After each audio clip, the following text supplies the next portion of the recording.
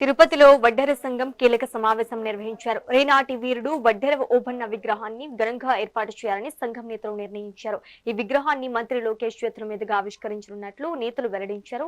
CM Chandrababu, deputy CM Pawan Kalyan, మంత్రి లోకేష్లు వడ్డెర్ల సమస్యల పట్ల సానుకూల వైఖరితో ఉన్నారని కొనియాడారు.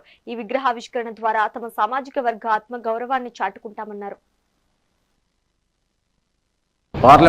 తెలుగుదేశం పార్లమెంటు ఆఫీసులో సమావేశం ఏర్పాటు చేసుకొని చర్చిస్తూ ముఖ్యంగా ఈ చర్చా కార్యక్రమం తెలుగుదేశం పార్టీతోనే వడ్డర్లకి పెద్దపీట, వడ్డర్లకు గుర్తించిన పార్టీ ఏకైక పార్టీ తెలుగుదేశం పార్టీ.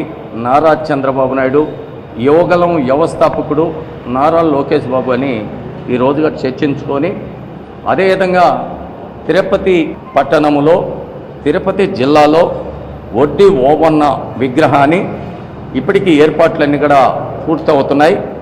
ఆ యొక్క ఓబన్న పారంపరానికి ప్రతిష్టకు గౌరవనీయులు ప్రీతమ నాయకులు భవిష్యత్తు నాయకుడు కాబోయే ముఖ్యమంత్రి నారా లోకేష్ బాబు గారిని ఆహ్వానించాలని స్థానికంగా పార్లమెంటు గౌరవనీయులు మన శ్రీమతి అధ్యక్షురాలు కనబాక లక్ష్మమ్మ గారిని అదేవిధంగా కలిశాం.